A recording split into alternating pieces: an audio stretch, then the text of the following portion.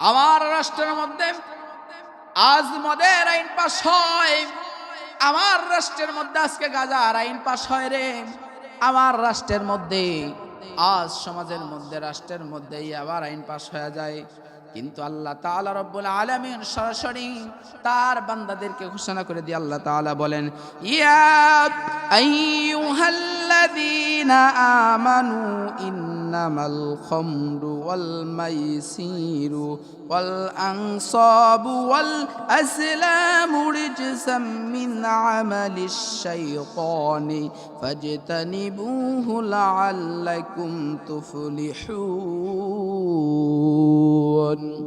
আল্লাহ তাআলা ডাক দেয়া বলে, ও আমার বান্দা, হে ইমানদারগণ, হে মুমিনগণ, হে মুত্তাকিনগণ, তোমাদেরকে আমি আল্লাহ পাক রব্বুল আলামিন জানায় দিলাম, তোমরা যারা ইমানদার হবে, তোমরা যারা আমি আল্লাহর পক্ষে থাকবে, যারা আমি আল্লাহর সঙ্গে থাকবে রে, তোমাদের জন্য আমি আল্লাহ তাআলা বলে দিলাম, নিশ্চয় মদ, জুয়া এবং প্রতিবার উদ্দেশ্যে উৎসর্গ করা সমস্ত বস্তুকে ভাগ্যে নির্ধারণের স্বর, এই সব সমস্ত কিছু বিশ্বাস করা হচ্ছে শয়তানের কাজ, অপবিত্র কাজ।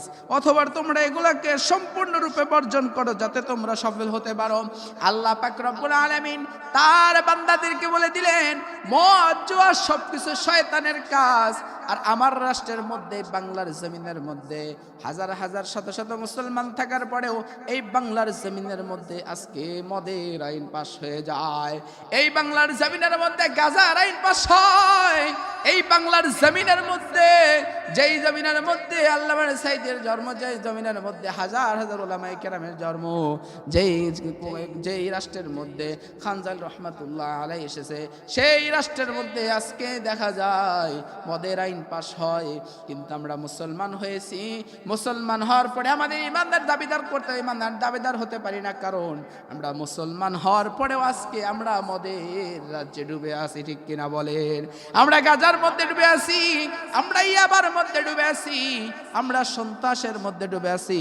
কিন্তু আল্লাহ তাআলা রব্বুল আলামিন তার বান্দাদেরকে জানায় দিচ্ছেন, সুন্দর করে জানায় দেয়। আল্লাহ তাআলা বলেন, ইন্নামা ইউরিদুশ শাইতানু আইয়ুকিআ বাইনাকুমুল আ'দা ওয়া তাওয়াল বাগদা ফিল খামরি ওয়াল মাইসিরি ويصدكم عن ذكر الله وعن الصلاة فهل أنتم منتهون। আল্লাহ তাআলা বলে, ও আমার বান্দারে, শয়তান তো চায় মদ জুয়ার মাধ্যমে তোমাদের শত্রুতা বিদ্বেষ সৃষ্টি করা। আল্লাহ তাআলা বলে, দেও আমার বান্দারে, শয়তান বারবার চেষ্টা চালায় যায় তোমাদেরকে এইরকম মানুষের মধ্যে বিদ্বেষ সৃষ্টি করার জন্য, এই মদ জুয়া দিয়ে মানুষের মধ্যে খারাপ ধান্দা সৃষ্টি করার জন্য।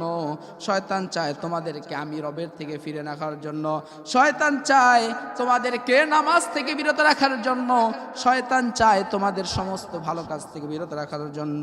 কিন্তু যারা আমি আল্লাহকে ভয় করবে, সেনারা করে, তাদেরকে কখনো শয়তান বিরত, আমি আল্লাহর রাস্তা থেকে কখনো বিরত রাখতে পারবে না। নবীজি বলেছেন, কুল্লু মাসকিরিন হারিম, প্রত্যেক নেশা জাতীয় বস্তু হারাম। তার আল্লাহর বান্দাদের জন্য এবং নবীর উম্মতদের জন্য হারাম করেছেন। আর যারা এই সব অন্যায়ের কাজের মধ্যে ডুবে থাকবে, তাদের জন্য 7টি খারাপ কাজ মানুষের মধ্যে সৃষ্টি হবে। 1 নম্বরে ঈমান দুর্বল হয়ে যাবে। যারা মদ জুয়ার মধ্যে পড়ে থাকবে তাদের ঈমান দুর্বল হয়ে যাবে। 2 নম্বরে নামাজ ও ইবাদতের অলসতা এসে যাবে। 3 নম্বরে হালাল সম্পদ ধ্বংস হয়ে যাবে। 4 নম্বরে পরিবারে অশান্তি সৃষ্টি হবে। 5 নম্বরে সমাজে অপরাধ ও বিশৃঙ্খলা বৃদ্ধি পাবে। 6 নম্বরে শরীর ও মস্তিষ্ক মারাত্মকভাবে ক্ষতিগ্রস্ত হয়ে যাবে। 7 নম্বরে দুনিয়া ও আখিরাত উভয় ক্ষতিগ্রস্ত হয়ে যাবে। আল্লাহ নবী করিম সাল্লাল্লাহু আলাইহি সাল্লাম বলেছেন, যারা এই মদের মধ্যে ডুবে থাকবে, এই হারামের মধ্যে যারা ডুবে থাকবে, তারা এই 7টি কাজ তারা করবে। আর এই 7টি কাজ করলে তারা সমাজের মধ্যে থেকে বঞ্চিত হয়ে যাবে। শুধু সমাজ থেকে নয়, আল্লাহর প্রিয় বান্দা হতে পারবে না, নবীর সুপারিশ পাবে না। তাই আমার সমাজে যারা আছেন, প্রত্যেকের সমাজে যারা আছেন প্রত্যেককে পায়ে হাত দিয়ে বলি, আপনারা গাজার মধ্যে যায়েন না, মদের মধ্যে যায়েন না, আপনারা হারাম কাজের মধ্যে যায়েন না, আপনারা অন্যায় কাজের মধ্যে যায়েন না।